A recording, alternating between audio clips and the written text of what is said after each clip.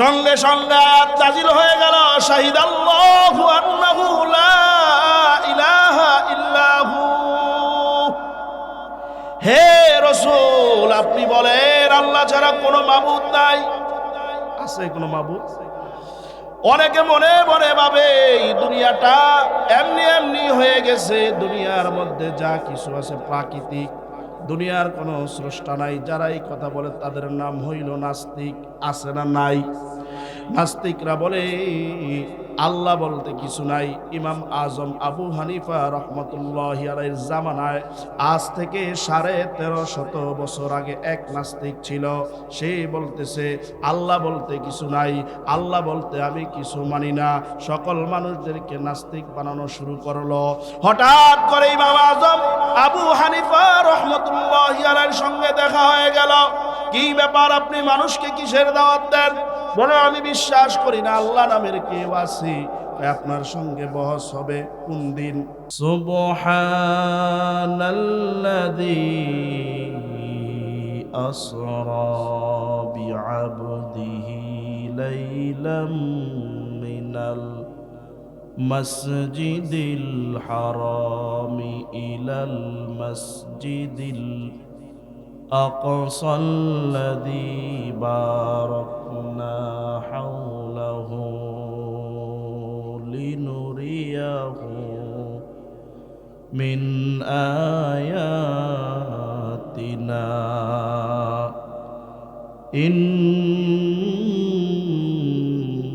إنه هو السميع البصير. وقال تعالى شهد الله أنه لا إله إلا هو.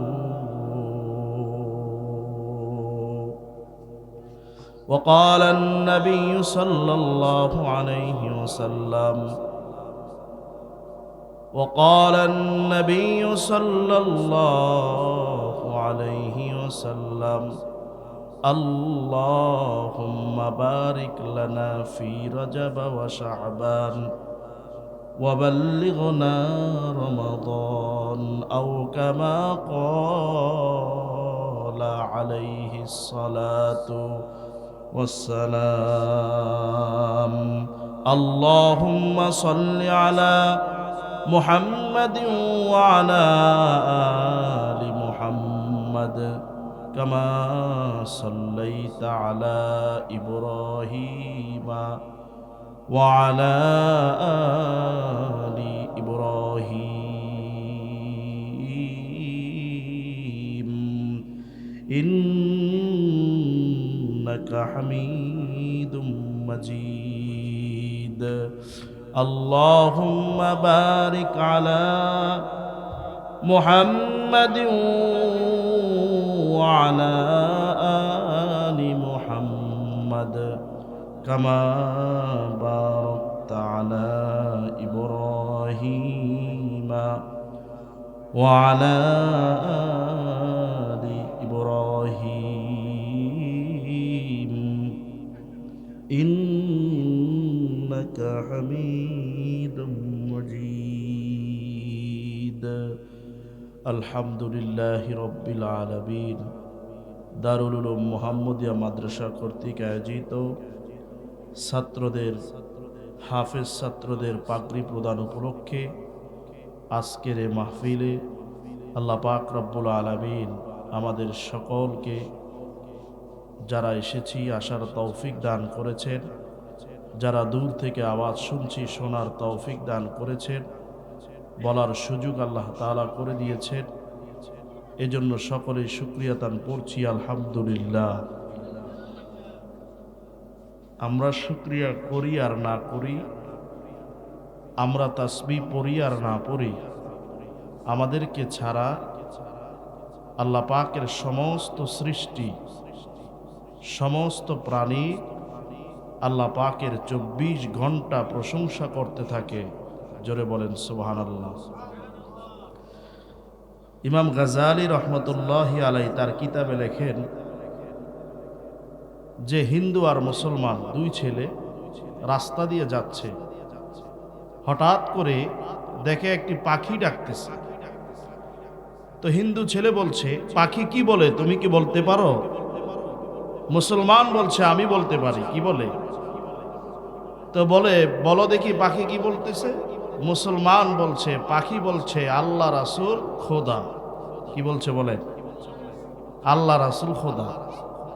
হিন্দু ছেলে ডেকে বলে, না, পাখি আল্লাহ রাসূল খোদা বলছে না, পাখি বলছে হরে কৃষ্ণ রাধা। কি বলছে? হরে কৃষ্ণ রাধা। মুসলমান বলে আল্লাহ রাসূল খোদা, হিন্দু বলে হরে কৃষ্ণ রাধা। দুইজনের মধ্যে তুমুল ঝগড়া। সে বলছে আমারটা রাইট, আমারটা সঠিক, আমারটা ঠিক, তোমারটা বেঠিক। হিন্দু বলছে আমারটা সঠিক, আমারটা রাইট, আমারটা ঠিক, তোমারটা বেঠিক। দুইজনের মধ্যে ঝগড়া, হাতাহাতির ভাব আসছে। এমন সময় চিন্তা করলো মারামারির দরকার নাই, দুইজনের মধ্যে ঝগড়া হইলে নিয়ম হইল তৃতীয় একজনকে মাতবর বানানো, বিচারক বানানো, যে সমাধান করে দিবে। ঠিক না বেঠিক? আমাদের দেশে সমস্যা হইল ৩ নাম্বার ব্যক্তি যারা বানানো হয় মাতবর, সে করে কি মাঝখান দিয়া 500 টাকা ঘুষ খায়া কথা আরেক দিকে ঘুরায় লায়। আছে না নাই? একটা সময় আমাদের দেশে খুব বেশি ছিল। বিচার যদি দুই ভাইয়ের মধ্যে হইতো, সকালবেলা ছোট ভাই গিয়া 500 টাকা দিয়ে আসছে, বিকালবেলা বড় ভাই 1000 টাকা দিছে।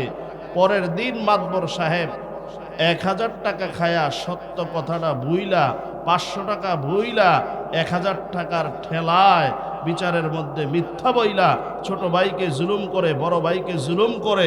এরকম মাতবর অতীতে গেছে না যায় নাই? তো বলছে ভাই একজনকে তো মাতবর বানান লাগে।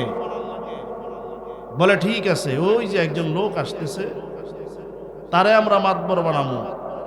ঠিক আছে। যেই লোকটা আসতেছে, এই লোকটা কাজ হইল বাজারে বাড়িতে গিয়ে গিয়ে গিয়ে গিয়ে বাজার থেকে কিছু পণ্য ক্রয় করে, মশলা, পেঁয়াজ, রসুন, আদা এগুলা ক্রয় করে, আগে আমগো দেশে আমরা দেখছি ফেরি কইরা মানুষ এগুলা বিক্রি করতো। কি বলে? ঠিক না ঠিক? এবং অনেক মানুষ ব্যবসা করছেন, তেল ফেরি করে বিক্রি করছে, বাড়িতে বাড়িতে তেল নিয়ে গেছে। আমরা নিজেরাও দেখছি, এখন যদিও নাই। দেখে এক মশলাওয়ালা মশলা নিয়ে আসতেছে, বলতেছে চাচা কি হয়েছে? বলে আমাদের মধ্যে ঝগড়া হয়েছে। আমি বলছি পাখি বলে আল্লাহ রাসূল খোদা, সে বলছে, হিন্দু ছেলেটা বলতেছে হরে কৃষ্ণ রাধা, কাঠটা সঠিক বলেন তো? সে বলতেছে কোনটা বইলা কোনটা কইয়া বিপদে পড়ি, তোমাদের দোনোটার একটাও হয় নাই, আমারটা সঠিক। কয় কি? কয় পাখি বলে পেঁয়াজ রসুন আদা। কি কয়? পেঁয়াজ রসুন আদা। দুইটাই কয় যারা বিচার মানছিলাম, এই তো সুবিধাবাদ জিন্দাবাদ। আওয়ামী লীগ আইলে আওয়ামী লীগ চলে গেছে, এখন সব লেবাস পাল্টায় বিএনপি সাইজে বিএনপির বড় নেতা হয়ে গেছে। এরকম সুবিধাবাদ জিন্দাবাদ নেতা আছে না নাই? এখন আর সে আওয়ামী লীগ না, সে বিএনপি হয়ে গেছে। আওয়ামী লীগের সময় আওয়ামী লীগের বিরাট বড় বড় পোস্টার, ব্যানার, নেতাদের পিছনে দাঁড়ায় ছবি তুলছে, আমরা দেখছি, অভাব নাই। সেই নেতা এখন বিএনপির বিরাট বড় নেতা। এরকম সুবিধাবাদ জিন্দাবাদ আমাদের বাঁকুড়া মোগরাকান্দা আছে না নাই? জোরে বলেন। সে তো সুবিধাবাদ জিন্দাবাদ, তার বিচার মানি না। চলো দেখি আরেকজন আসে কিনা। যাইছে গে বেটায় মুড়ি, যে বেটায় বিক্রি করে আদা রসুন পেঁয়াজ। এমন সময় দেখে এক লোক আসতেছে, আরেক ফেরিওয়ালা, সে বিক্রি করে মুড়ি আর দই। কি বিক্রি করে? মুড়ি আর দই। চাচা একজনের বিচারক মানছিলাম, সে তো সুবিধাবাদ জিন্দাবাদ, সঠিক বিচারটা আপনি করেন। আরে ভাই, সঠিক বিচার থাকলে না দেশে বিচার হবে, সঠিক বিচার থাকলে না দেশের মধ্যে বিচার কায়েম হবে। দেশের মধ্যে বিচার হইল গরিবের ছেলের জন্য, ধনীর ছেলের কোনোদিন বিচার হয় না। ঠিক কিনা? জোরে বলেন।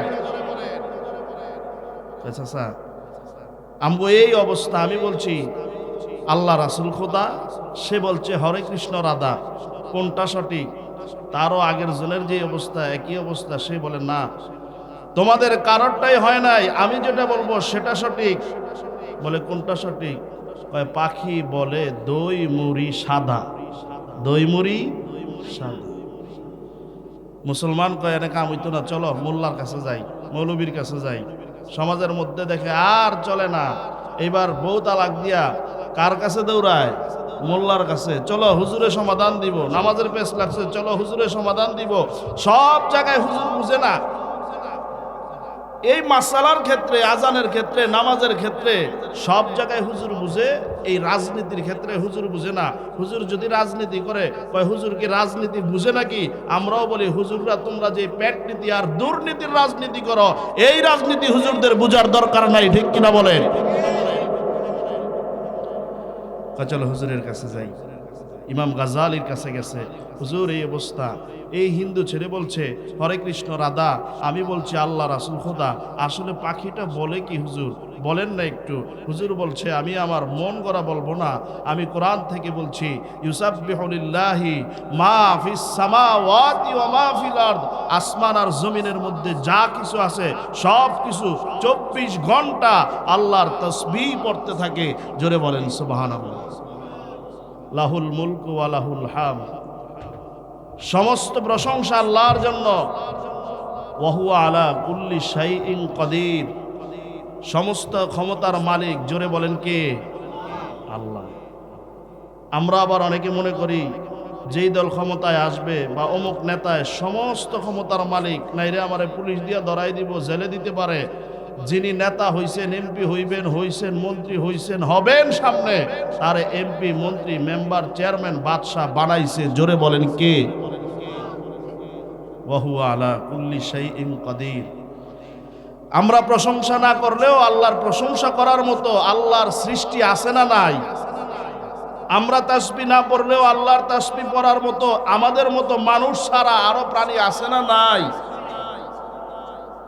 এই মাসে রজব মাস চলছে, এই মাসে রসুল হায়াতের জন্য দোয়া করলেন, উম্মতকে শিখাইলেন আল্লাহুম্মা বারিক লানা ফি রজব ওয়া শাবান ওয়া বাল্লিগনা রমাদান।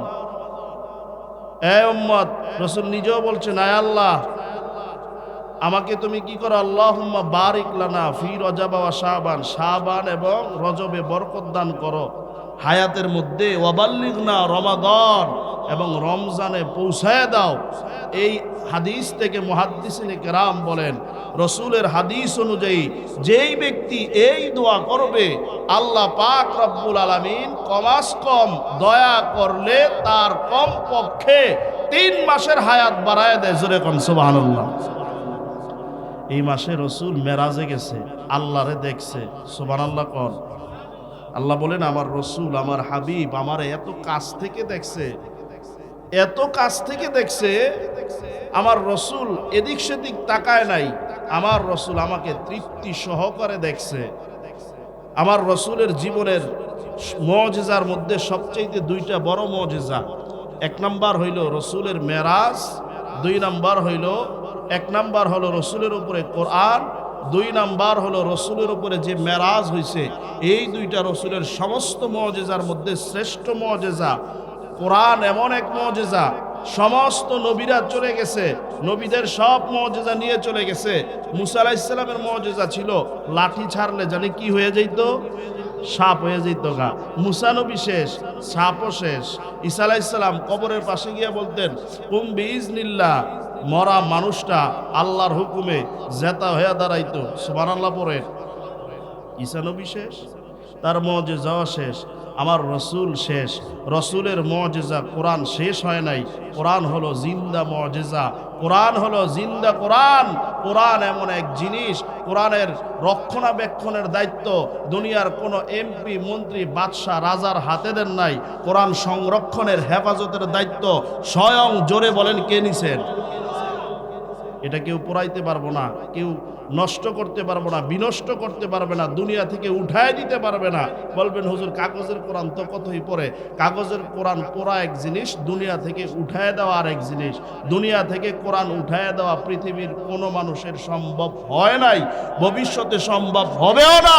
যেই ব্যক্তি কোরআনের আলো নিভাইতে আসবে আল্লাহ তাআলা তার জীবনের আলো নিভাই দিবেন, ঠিক কিনা বলেন? চাঁদনি চক, ভারতে একটা জায়গা আছে চাঁদনি চক, আমাদের ঢাকায়ও আছে। এই চাঁদনি চকের মধ্যে ইংরেজ আমল যখন আমাদের ভারতবর্ষ শাসন করে ইংরেজরা, তখন তারা চ্যালেঞ্জ নিল ভারতবর্ষের মধ্যে কোনো কোরআন রাখা হবে না। নাউজুবিল্লাহ পড়ে, কোনো কোরআন রাখা হবে না, সমস্ত কোরআন জ্বালায় দেওয়া হবে, যাতে মুসলমানরা কোরআনের দিক নির্দেশনায় চলতে না পারে। এটার জন্য কি করতে হবে? মুসলমানের ঘরে ঘরে যত কোরআন আছে সব কোরআন পুরে শেষ করতে হবে, মসজিদে যত কোরআন আছে শেষ করতে হবে। সব জায়গায় প্ল্যান করলো কোরআন শেষ করবে। একটা এলাকা আছে চাঁদনি চক, এই এলাকার মধ্যে ইংরেজদের মধ্যে একজন ডিলার হয়েছে, কোরআন শরীফ সব পড়বে, কন্ট্রাক্টারই নিছে। ইংরেজ যখন একটা মসজিদে গেছে কোরআন আনার জন্য, একজন সাচ্চা ইমানদার মুসলমানের সাথে দেখা হয়েছে। কি ব্যাপার, আপনার বাড়ি কোথায়, কোরআন কেন বের করছেন? বলে আমি সমস্ত ভারতে কন্ট্রাক্ট নিছি, সমস্ত কোরআন শরীফ পুরে দিলে আমাকে এত কোটি টাকা দেওয়া হবে। আমরা ইংরাজ, আমাদের কোরআন আমাদের সহ্য হয় না, কোরআনের আলো নিবানোর জন্য চেষ্টা করছি, সেই আলোকে কোরআন শরীফ কিনে কিনে যেখানে সম্ভব জোরে, যেখানে সম্ভব হচ্ছে কিনে কিনে পুরে শেষ করছি। মুসলমান বলছে, কারণ কাগজের কোরআন শেষ করতে পারবেন, কিন্তু দুনিয়াতে একটা কোরআন এমন আছে যেই কোরআনটা হাঁটে, যেই কোরআনটা খায়, যেই কোরআনটা ঘুমায়, যেই কোরআনটা হাসে, যেই কোরআনটা কাঁদে, যেই কোরআনটা গাড়িতে চড়ে, যেই কোরআনটা বেড়াইতে যায়, যেই কোরআনটা খেলাধুলা করে, ওই কোরআন আপনি পড়তে পারবেন না। জোরে বলেন সুবহানাল্লাহ। ইংরেজ কয় জীবনে বহুত কোরআন শরীফের নাম শুনছি, এমন কোরআন তো জিন্দেগিতে শুনি নাই। কোরআন হাঁটে, কোরআন পড়ে, কোরআন ঘুমায়, কোরআন খায়, কোরআন বেড়ায়, কোরআন তেলাওয়াত করে, কোরআন নিজে খেলাধুলা করে, এমন কোরআনের নাম তো কোনোদিন শুনি নাই। আমারে কোরআনটা একটু দেখানো যায়? বলেন চলেন আমার সাথে, আমাদের এলাকায় অমুক জায়গায় দারুল উলুম মুহাম্মদিয়া নামে একটা মাদ্রাসা আছে। উদাহরণ দিচ্ছি, মাওলানা জাকির সাহেবের মাদ্রাসার কথা বললাম। ইংরেজকে ডাক দিয়ে বললেন আমার সঙ্গে চলেন, ওই জায়গার মধ্যে একটা মাদ্রাসা আছে, ওই মাদ্রাসার মধ্যে জীবিত একটা কোরআন আছে। ইংরেজ যখন ওই মুসলমানের সঙ্গে কোরআনের সাথে দেখা করার জন্য ওই মাদ্রাসার মধ্যে গেলেন, মাদ্রাসার মাঠের মধ্যে যাওয়ার সঙ্গে সঙ্গে ওই মুসলমান হাফেজ সাহেবকে ডাক দিয়ে বললেন, হুজুর একজন মেহমান নিয়ে আসছি, তাড়াতাড়ি আপনি একটা কাজ করেন। কি কাজ বলেন? তাড়াতাড়ি একটা কাজ করেন, আপনার মাদ্রাসার ভিতরে একটা জিন্দা কোরআন শরীফ আছে, ওই কোরআন শরীফটা নিয়ে আসেন। হাফেজ সাহেব মনে মনে বুঝতে পারলেন জিন্দা কোরআন শরীফ বলতে আমাদের কয়েকদিন আগে 7 বছরের একটা ছেলে যে কোরআনের হাফেজ হয়েছে, ওই 7 বছরের ছেলেটার কথা বলা হইল। দৌড়া গিয়া হাফেজ ছেলেটাকে, 7 বছরের ছেলেটারে ইংরেজের সামনে আইসা বলে, ও ইংরেজ সাহেব, আপনি কোরআন নষ্ট করতে চাইতেছেন, এই যে দেখেন আপনার সামনে একটা জিন্দা কোরআন শরীফ দাঁড়ায় আছে। সুবহানাল্লাহ পড়েন। মনে মনে ভাববেন 7 বছরের বাচ্চা কিভাবে কোরআনুল কারীমের হাফেজ হয়? কোরআনুল কারীমের হাফেজ ইচ্ছা করলে হওয়া যায় না। কোরআনুল কারীমের হাফেজ হওয়ার জন্য আল্লাহ পাকের সাহায্য লাগে, ঠিক না বেঠিক বলেন? অনেকে আমাদের কাছে আইসা বলে, হুজুর আমার ছেলেটা 4 বছর ধরে, 5 বছর ধরে, 6 বছর হয়ে গেল এখনো হাফেজ হয় না, ব্যাপারটা কি? আমরা তখন বলি, হাফেজ হওয়া কোনো জোরের বিষয় না, ব্রেনের কোনো বিষয় না। হাফেজ হওয়া এটা লৌহে মাহফুজে আরশে আজিমে, বোর্ডের মধ্যে যাদের নাম আল্লাহ পাক হাফেজে কোরআন লিখে রাখছে, তারা দুনিয়ার মধ্যে হাফেজ হবে, না হয় হাফেজ হওয়া সম্ভব না। ঠিক না বেঠিক? যদি হাফেজ হওয়া সম্ভব ব্রেনের কারণে হইতো, তাহলে আমাদের বাংলাদেশের বিরাট বড় একজন আলেম হইলেন আল্লামা মামুনুল হক সাহেবের আব্বাজান আল্লামা আজিজুল হক রহমতুল্লাহি আলাইহি। তিনি বাংলা বুখারী শরীফটা বাংলায় লেখছেন, তরজমা করছেন। তিনি বুখারী শরীফটা এমন ভাবে পড়তেন, আমরা সূরা ফাতিহা যেইভাবে পড়ি এইভাবে তিনি দর্শের মধ্যে না দেখা বুখারী শরীফ ছাত্রদেরকে মুখস্থ পড়াইতেন। সুবহানাল্লাহ। আজিজুল হক রহমতুল্লাহি আলাইহি একজন সাংবাদিক জিজ্ঞাসা করলেন, হুজুর আপনি কি হাফেজ? বলে না, আমি হাফেজ না। হুজুর আপনি হাফেজ না, আমরা বিশ্বাস করতে পারি না, কেন হাফেজ হইলেন না? বিশাল বড় বুখারী শরীফটা আপনার মুখস্থ, আপনি কেন হাফেজ হইলেন না? আপনার কি হাফেজ হওয়ার আগ্রহ নাই? বলে আমার হাফেজ হওয়ার আগ্রহ, আমি দীর্ঘদিন লাগায়া কোরআন শরীফটা হেফজ করার চেষ্টা করছি, পারি নাই। কেন? আপনি তো বুখারী শরীফ মুখস্থ পড়ান, আমরা যেটা জানি আপনি বুখারী শরীফের সারা পর্যন্ত নোট পর্যন্ত করছেন, বাংলা তরজমা করছেন, বুখারী শরীফ মুখস্থ যার, তিনি কেন কোরআনের হাফেজ হয় নাই বলেন? হুজুর বলে ভাই রে, কোরআনের হাফেজ হওয়া নিজের মেধার উপরে, নিজের ইচ্ছার উপরে না, কোরআন হাফেজ হওয়া একমাত্র, জোরে বলেন কার হাতে? আল্লামা আজিজুল হক রাহমাতুল্লাহি আলাইহি বলেন, যেহেতু কোরআনের হাফেজ হওয়াটা আমার আল্লাহর হাতে, এই জন্য আমি হাফেজ হইতে পারি নাই। ব্রেন থাকলে হাফেজ হওয়া যায় না। আল্লামা আজিজুল হক রাহমাতুল্লাহি আলাইহি বলেন, যাকে আল্লাহ চান তাকেই হাফেজ বানান, চাইলেই হাফেজ হওয়া যায় না। ছোট্ট 7 বছরের বাচ্চাটা কোরআনের হাফেজ হইছে। আজকে মাওলানা জাকির হোসেন, আমার কলিজার বন্ধু, হৃদয়ের স্পন্দর, ভালোবাসার মানুষ, তার মাদ্রাসা থেকে কোরআনের হাফেজ হইছে। আপনাদের সামনে পাগড়ি নিব, দেখবেন ছোট ছোট বাচ্চারা কোরআনের হাফেজ হইছে।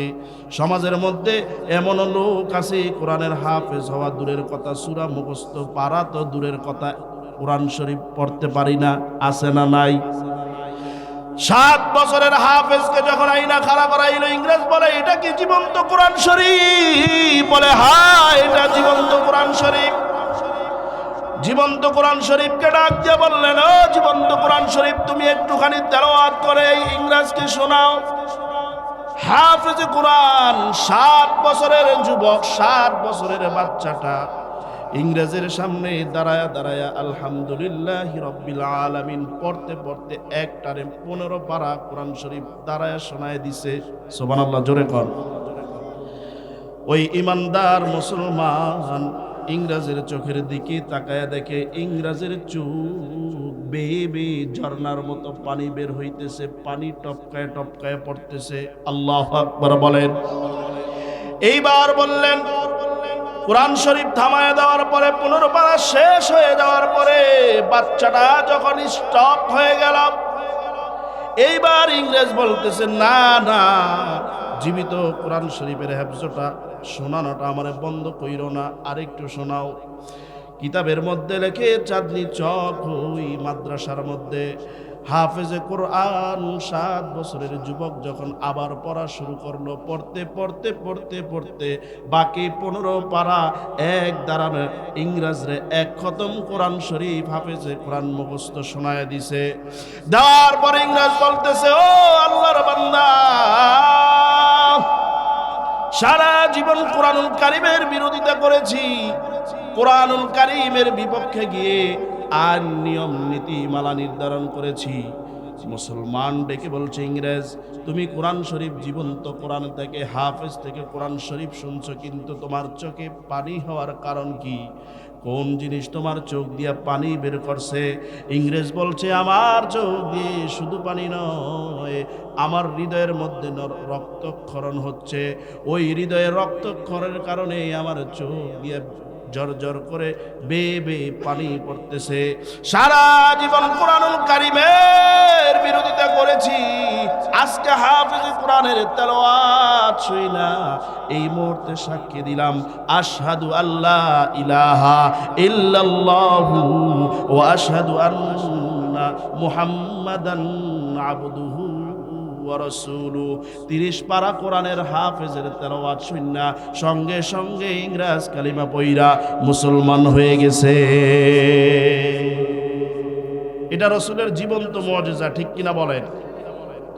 বলবেন জীবন্ত মুআজিজা কি হয়? চাঁদনী চকের আরো একটা ঘটনা আমি আপনাদেরকে শোনাই। একজন খ্রিস্টান আসছে, শত শত মুসলমানদেরকে খ্রিস্টানরা দাওয়াত দিছে। একটা কিতাব বগুলের মধ্যে ইংরেজ খ্রিস্টান পাদ্রী মানুষ এইভাবে নিয়ে আসছে, আইনা বলতেছে, এই মুসলমানেরা, আজকে তোমাদের সঙ্গে আমার একটা চ্যালেঞ্জ আছে। কি চ্যালেঞ্জ বলো? বলে, আমি একটা কিতাব নিয়ে আসছি, আমাদের বাইবেল কিতাব নিয়ে আসছি। আমাদের এই বাইবেল কিতাবটা আগুনের মধ্যে ফেলবো। যদি আগুনের মধ্যে ফেলার পরে বাইবেল কিতাবটা না পড়ে, তাইলে তোমাদের বিশ্বাস করতে হবে বাইবেল কিতাবটা সত্য। আর আগুনের মধ্যে তোমাদের কিতাবটাও ফেলবো। যদি তোমাদের কোরআনটা পুড়ে যায়, তাহলে তোমাদের বিশ্বাস করতে হবে কোরআনটা মিথ্যা। নাউজুবিল্লাহ পড়েন। মুসলমানরা চিন্তায় পড়ে গেল, খ্রিস্টানদের কিতাব যদি সত্যি সত্যি আগুনের মধ্যে না পড়ে, আর আমাদের কিতাবটা যদি আগুনের মধ্যে পড়ে যায়, তাইলে তো খ্রিস্টানদের কাছে আমরা হেরে যাব। আমাদের খ্রিস্টান ধর্ম গ্রহণ করতে হবে। আর খ্রিস্টান বলছে যদি তোমাদের কিতাবটা আগুনের মধ্যে না পড়ে, তাহলে আমি খ্রিস্টান আমার দলবল নিয়া তোমাদের কাছে কালিমা পইরা আমি মুসলমান হয়ে যাব। মুসলমানরা চিন্তায় পড়ে গেল, আমাদের এলাকার মধ্যে কে আছে এই চ্যালেঞ্জ গ্রহণ করবে।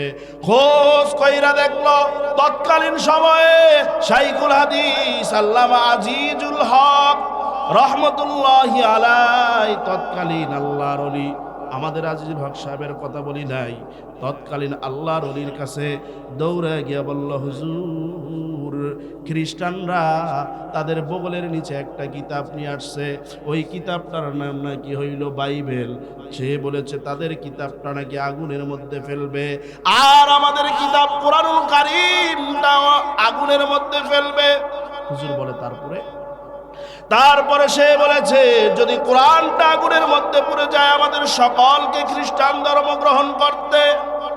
আর যদি তার বাইবেলটা আগুনের মধ্যে পুড়ে না যায়, তাহলে আমরা খ্রিস্টান হব। তার বাইবেলটা যদি কোরআনের আগুনের মধ্যে পুড়ে যায়, তাইলে আমরা তাকে মুসলমান বানানোর সুযোগ পেয়ে যাব। হুজুর বললেন ঠিক আছে, তোমরা একটুখানি অপেক্ষা করো। হুজুর ক্লাসরুম থেকে রুমের মধ্যে ঢুকলেন, সুন্দর করে পরিষ্কার পরিচ্ছন্ন হইলেন, ওযু করলেন, এরপরে 2 রাকাত নামাজ পড়লেন, এরপরে একটা কোরআন শরীফ বুকের মধ্যে নিয়ে আসলেন। হাজার হাজার শত শত মানুষের মধ্যে, হাজার হাজার মানুষের মধ্যে কোরআনুল কারীম নিয়ে আসছে। বলে কে চ্যালেঞ্জ দিছ? খ্রিস্টান বলে আমি দিছি। কেন হুজুর, আপনি কি চ্যালেঞ্জ গ্রহণ করবেন নাকি? হ্যাঁ, আমি চ্যালেঞ্জ গ্রহণ করব। কি চ্যালেঞ্জ? আপনাদের কিতাব কোরআনুল কারীমটা যদি আগুনের মধ্যে পুড়ে যায়, তাইলে আপনাদের মুসলমানদেরকে বলছি খ্রিস্টান হওয়ার জন্য। আপনি কি রাজি? হুজুর বললেন আমি রাজি, তবে আমার একটা শর্ত আছে, আমার সিস্টেমটা ভিন্ন। কি হুজুর বলেন? বলে আমাদের কোরআন শরীফটা তো ফিক্কা মেরে ফালানো যায় না, লা ইয়ামাসসুহু ইল্লাল মুতাহহারুন, নাপাক অবস্থায় ধরা যায় না। আমাদের কিতাবটা পবিত্র, আমাদের কিতাবটা সম্মানিত, আমরা চাইলে আগুনের মধ্যে ফিক্কা মারতে পারি না। এক কাজ করো। কি কাজ? তুমি তোমার বাইবেল নিয়া বুকের মধ্যে নিয়া আগুনের মধ্যে লাফ দিবা, আমি আমার কোরআনটা বুকের মধ্যে নিয়া আগুনের মধ্যে লাফ দিমু। যে না পড়বে তার ধর্ম সত্য, তার কিতাব সত্য। তুমি কি রাজি? খ্রিস্টান কয় হুজুর আমারে মাফ কইরা দেন। কেন তোমারে মাফ কইরা দিব? কয় হুজুর আমি হাজার হাজার টাকা খরচ করে ফায়ার প্রুফ একটা মেডিসিন কিনে আনছি, পাউডার কিনে আনছি, কিতাবের মধ্যে সারা রাত মাখছি। এই কিতাবটা যদি আগুনের মধ্যে ফালাই, ফায়ার প্রুফ মেডিসিনের কারণে কিতাবের মধ্যে আগুন লাগবে না। হুজুর আমার কিতাবটা হইল মিথ্যা, বানোয়াট কিতাব। হুজুর আমার বুঝার আর বাকি নাই, আমাদের ধর্ম মিথ্যা, আমাদের কিতাব মিথ্যা। হুজুর কোরআন সত্য, কোরআনের কারণে এই মুহূর্তে আমারে কালিমা পড়ায়া মুসলমান বানায়া দেন। জোরে বলেন সুবহানাল্লাহ। আল্লাহ রসুল মেরাজে গেছে, মেরাজের আলোচনা অনেক লম্বা। কেন গেছিলেন? সর্বশেষ কথা বলছি। শাহিদ আল্লাহু আন্নাহু লা ইলাহা ইল্লাহু। মদিনা মুনাওয়ারার মধ্যে, বিরক্ত হইতেছেন? মদিনা মুনাওয়ারার মধ্যে 2 জন ইহুদি আসছে। তারা আয়েশা বলতেছে মদিনা মুনাওয়ারার মধ্যে তো মুহাম্মাদের নামে একজন মানুষ আসার কথা, সে আখেরি নবী হবে। আমার সর্বশেষ কথা বলছি শোনেন, সে আখিরি নবী হবে। চলো আমরা তার কাছে যাই। একজন লোকের সঙ্গে দেখা। কি ব্যাপার, তোমাদের এলাকার মধ্যে কি একজন নবী আসছে নাকি? হ্যাঁ আসছে। তার নাম কি? মুহাম্মদ। আল্লাহর নবীর কাছে গিয়া বলে, ও তোমার নাম কি? নবী বলেন, আমার নাম মুহাম্মদ। তোমার নাম কি? আসমানে আহম্মদ। আমার নাম আসমানে আহম্মদ। তুমি যদি আমাদের একটা প্রশ্নের উত্তর দিতে পারো, আমরা কালেমা পড়ে মুসলমান হমু। কি উত্তর? উত্তরটা হইল, আল্লাহর লৌহে মাহফুজে সবচাইতে বড় সাক্ষী আল্লাহর সম্পর্কে কোন সাক্ষীটা লেখা আছে, তুমি যদি বলতে পারো আমরা কালেমা পইরা মুসলমান হমু। পারবে কিনা আল্লাহ রাসূল? সঙ্গে সঙ্গে আয়াত নাযিল হয়ে গেল, শাহিদাল্লাহু আন্নাহু লা ইলাহা ইল্লাহু। হে রাসূল, আপনি বলেন আল্লাহ ছাড়া কোনো মাবুদ নাই। আছে কোনো মাবুদ? অনেকে মনে মনে ভাবে এই দুনিয়াটা এমনি এমনি হয়ে গেছে, দুনিয়ার মধ্যে যা কিছু আছে প্রাকৃতিক, দুনিয়ার কোনো স্রষ্টা নাই। যারা এই কথা বলে তাদের নাম হইল নাস্তিক। আছে না নাই? নাস্তিকরা বলে আল্লাহ বলতে কিছু নাই। ইমাম আজম আবু হানিফা রহমতুল্লাহি আলাইহির জামানায় আজ থেকে 1350 বছর আগে এক নাস্তিক ছিল। সে বলতেছে আল্লাহ বলতে কিছু নাই, আল্লাহ বলতে আমি কিছু মানি না। সকল মানুষদেরকে নাস্তিক বানানো শুরু করলো।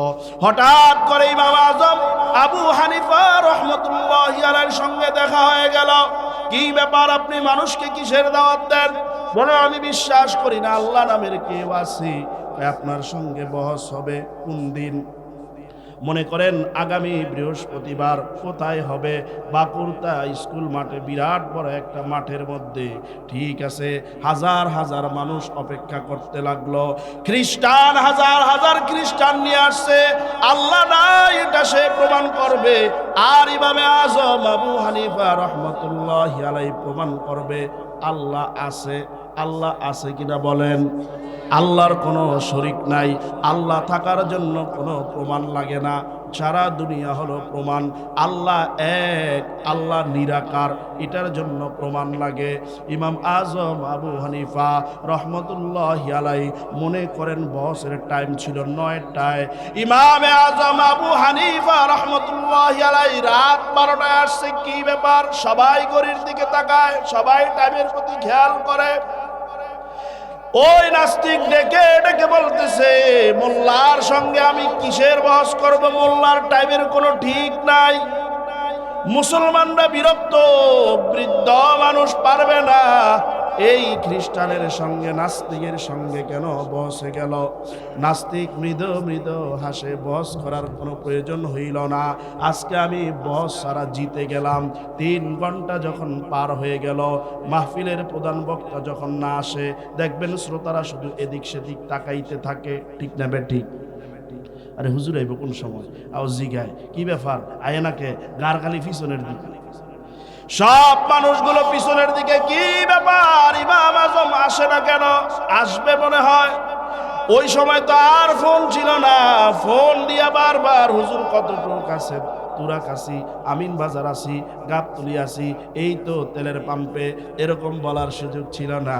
সব মানুষগুলো যখন বিরক্তের চূড়ান্ত পর্যায়ে চলে গেছে, মজবা ভেঙে যাবে এমন সময় দৌড়ের বাপ নিয়া দৌড়ায় দৌড়ায় স্টেজের মধ্যে উঠছে, হাঁপাইতেছে, এ হুজুর আপনার সঙ্গে তো আমি বস করবো না। নাস্তিক খ্রিস্টানদেরকে, অন্যান্য নাস্তিকদেরকে বলে, তোমরা আমাকে বলো যার কথাটা ঠিক নাই তার সাথে কি বস হয় নাকি? আপনারা বলেন হয়? হয় না, কথাই তো ঠিক নাই। যার কথার ঠিক নাই তার সাথে বস হবে না। আল্লাহ ওয়ালারা কথা বলে অনেক সময় রাগ করে, তার রাগের মধ্যে হিকমত থাকে, কথার মধ্যে হিকমত থাকে। আমরা অনেক সময় মনে করি কি ব্যাপার, চরমনায়ের পীর সাহেব কেন রাগ করলো? পীর সাহেব মানুষ, রাগ কেন করলো? বদনাম করা শুরু করে দেই। আছে না নাই? আর এটার মধ্যে কল্যাণ আছে, হিকমত আছে। কোন আলেম যদি হঠাৎ করে রাগ করে, সারা দুনিয়া ফেসবুকে ভাইরাল, অমুক আলেম রাগ করছে, আর মিয়া রাগের মধ্যে কল্যাণ আছে না? আসার মধ্যে কল্যাণ আছে। ইমাম আজম আবু হানিফা রহমতুল্লাহি আলাই যখন স্টেজের মধ্যে উঠলেন, আপনার সঙ্গে বস নাই কেন? কেন বস নাই? বলে আপনার টাইমের ঠিক নাই। কয় বসের কোনো প্রয়োজন নাই, তবে আমি কেন আসতে পারি নাই শোনেন তো। কিসের জন্য আসতে পারেন নাই? কয় আমার বাড়ি থেকে আসার পথে বিরাট একটা নদী পড়ে। আচ্ছা, হঠাৎ করে নদীর পাড়ে আসলাম, কোনো নৌকা নাই, কোনো স্টিমার নাই, কোনো ট্রলার নাই, কি দিয়ে আসবো? তারপরে বহসের দরকার নাই, আমার কাহিনীটা শোনেন। হুজুর বলতেছে নাস্তিককে, আমার কাহিনীটা শোনেন, বহস কইরেন না। কেমনে আইছেন? কয় হঠাৎ করে দেখি নদীর পাড়ে বিরাট বড় একটা গাছ, ঠাস কইরা গাছটা পানির শেষ করতেছি, ঠাস কইরা গাছটা পানির মধ্যে পড়ে গেছে। তারপরে দেখি গাছটা ফাইরা তক্তা হওয়া শুরু করছে। হুজুর কইতেছে নাস্তিকরা পাইছি একটা পাগল, গাছ হঠাৎ পড়ছে, বিশ্বাস করছি মাটির কারণে পড়তে পারে, তক্তা কেমনে হইল? তারপরে কাঠগুলো আইসা লাইগা লাইগা নৌকা হওয়া শুরু করছে। তারপরে কি হইল?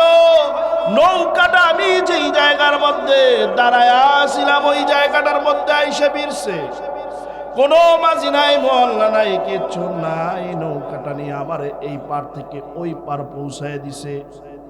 নাস্তিক মুস্কি হাসি দিয়া কয়, আমি আগেই কইছিলাম হুজুররা হয় পাগল, এগুলার মাথার মধ্যে গিলু নাই। হুজুর মানুষ, তার সঙ্গে বহস কিসের? কয় কেন ভাই, কেন আমার সঙ্গে বহস করবেন না? পাগল কেন বললেন? কয় পাগল বলছি, গাছ না হয় তুফানের কারণে, বাতাসের কারণে মাটি সরে গেলে পড়তে পারে, এটা বিশ্বাস করা যায়, কিন্তু মিস্ত্রি ছাড়া, মেশিন ছাড়া কাঠ কিভাবে হইল বিশ্বাস করতে পারি না। এই কাঠ আবার তক্তা হইল কিভাবে বিশ্বাস করতে পারি না। তক্তাগুলো আবার নৌকা হইল কিভাবে বিশ্বাস করি না। তুমি একটা পাগল। এরপরে নৌকার মধ্যে কোনো নাবিক নাই, কোনো মাঝি নাই, তোমারে কেমনে পৌঁছায় দিল? কোনো মেশিন নাই, বিশ্বাস করি না। এমনি এমনি একটা নৌকা হইতে পারে না। ইমাম আজম আবু হানিফা মুস্কি হাসি দিয়া বলে, পাগল আমি না রে পাগল, পাগল হইলি তুই। একটা নৌকা যদি মিস্ত্রি ছাড়া, কাঠ বানানো না ছাড়া, তক্তা বানানো ছাড়া যদি নৌকা হইতে না পারে, যদি মাঝি মোয়াল্লা ছাড়া নৌকা দিয়া এপার থেকে ওপার না যাওয়া না যায়, তাইলে এত সুন্দর পৃথিবী এমনি এমনি সৃষ্টি হয় না। একজন স্রষ্টা আছে, জোরে বলেন তার নাম কি? সব মানুষ বলল হুজুর ঠিক বলেছে, আল্লাহ ছাড়া পৃথিবীর কোনো হয় না, কোনো কিচ্ছু হয় না। এত সুন্দর পৃথিবী, এত সুন্দর মানুষ বানানোর জন্য একজন স্রষ্টা আছে না নাই? নাস্তিক বলে আমার বুঝের ভুল ছিল, বুঝানোর মতো কোনো মানুষ ছিল না, আর নাস্তিক থাকতে চাই না। নাস্তিক তওবা পইরা, কালিমা পইরা ইমামে আজম আবু হানিফার হাতে মুসলমান হয়েছে। শাহিদ আল্লাহু আন্নাহু লা ইলাহা ইল্লাহু। মুফাসসিরিনে কেরাম বলে মেরাজের আলোচনায় গেলে আরো 1 ঘন্টা লাগবে। মুফাসসিরিনে কেরাম বলেন এই মাসে আল্লাহ পাক রব্বুল আলামিন আমার রাসূলকে আল্লাহর কাছে নিয়ে গেছে সাক্ষীটা আরো মজবুত করার জন্য। শাহিদ আল্লাহু আন্নাহু লা ইলাহা ইল্লাহু। আল্লাহকে দেখার কোনো প্রয়োজন নাই, দেখা ছাড়াই বিশ্বাস করি। তারপরেও রাসূল, দুনিয়ায় নাস্তিক আছে, দুনিয়ার মধ্যে খ্রিস্টান আছে, অনেক ধর্মের মানুষ আছে। আমি আপনাকে সরাসরি মেরাজের মধ্যে সাক্ষাৎ করায় প্রমাণ করে দিলাম আমি আপনাকে ভালোবাসি, আমি স্রষ্টা বিরাজমান সব জায়গার মধ্যে আছি। এই জন্য আল্লাহ পাক আল্লাহর রাসূলকে মেরাজে আল্লাহর বাড়িতে দাওয়াত দিয়েছিলেন। জোরে বলেন সুবহানাল্লাহ। তাইলে আল্লাহ আছে না নাই? আল্লাহরে মানার দরকার আছে না নাই? যেই কোরআন জাকির সাহেবের মাদ্রাসায় পড়ায়, এই কোরআন পড়ার দরকার আছে না নাই? কোরআন মৃত না জীবিত? আল্লাহ পাক রব্বুল আলামিন আমাদের সকলকে কোরআন পড়ার, কোরআন বুঝার, মানার, আমল করার তৌফিক দান করেন, বলেন আমিন। ওয়া আখিরু দাওয়ানা আলহামদুলিল্লাহি রাব্বিল আলামিন। আসসালামু আলাইকুম ওয়া রাহমাতুল্লাহ।